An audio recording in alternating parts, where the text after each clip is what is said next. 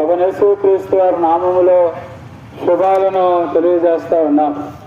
ఏమంటున్నారా? యేసు ప్రభువు చెప్పినాడు, మీరు సర్వలోకానికి వెళ్ళి సర్వ సృష్టికి సువార్తను ప్రకటించండి.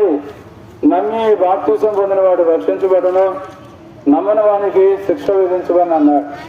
దేవుని మాట మేరకు మా ప్రాంతాలైనటువంటి మీకు ఈ యేసు క్రీస్తు వారిని గురించి తెలియజేసేదాని కొరకై వెతకొచ్చినటువంటి వారంగా ఉన్నాం.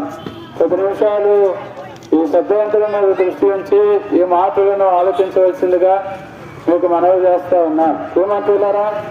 యోహాను సువార్త 3వ అధ్యాయము 16వ వచనములో, పరిశుద్ధ గ్రంథం బైబిల్లో యోహాను సువార్త 3వ అధ్యాయము 16వ వచనంలో ఈ విధంగా రాయబడింది, దేవుడు లోకమును ఎంతో ప్రేమించును కాగా ఆయన తన అద్వితీయ కుమారునిగా పుట్టిన వాని యందు విశ్వాసముంచు ప్రతివాడు నశింపక నిత్య జీవం పొందినట్లు దేవుడు ఆయనను అనుగ్రహించును. దేవుడు ఈ లోకాన్ని ప్రేమించేటువంటి వాడిగా ఉన్నాడు.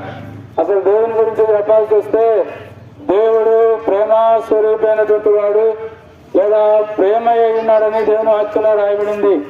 ఈ భూమిని ఆకాశమును అందున్నటువంటి సమస్తాన్ని కలుగజేసినటువంటి దేవుడు ప్రేమ స్వరూపి అని, ప్రేమ అయినటువంటి వాడని దేవుని యొక్క వాక్యంలో రాయబడింది. ఆ ప్రేమ స్వరూపి అయిన దేవుడు, ప్రేమ అయినటువంటి దేవుడు ఈ లోకాన్ని ప్రేమించినాడు. లోకం అంటే ఏదో చెట్లు పుట్లు అనుకోబాకండి.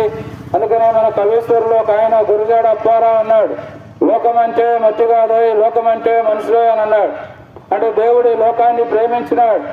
అంటే ఈ లోకంలో ఉన్నటువంటి మనుషులను ప్రేమించినటువంటి వాడిగా ఉన్నాడు. ఈ లోకంలో మనుషులు చెడిపోయినటువంటి వారుగా, బలత్కారముతో నింపబడినటువంటి వారుగా ఉన్నప్పుడు ఏమంటారా? పాపము చేసి మరణములకు పరిగెత్తుతూ ఉన్నప్పుడు అలాంటి మానవుణ్ణి ఈ సృష్టికర్త అయినటువంటి దేవుడు ప్రేమించినటువంటి వాడిగా ఉన్నాడు.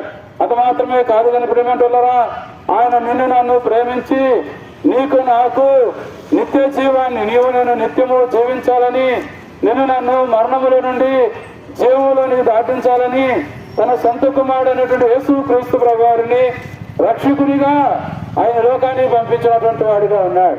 అది మాత్రమే కాదు కానీ ప్రేమంటున్నారా, దేవుని యొక్క వాక్యంలో రాయబడింది, మనం ఎంతను పాపులమైండగా క్రీస్తు మనలను ప్రేమించి మన పాపములకై ఆయన చనిపోయినాడని దేవుని యొక్క వాక్యంలో రాయబడింది.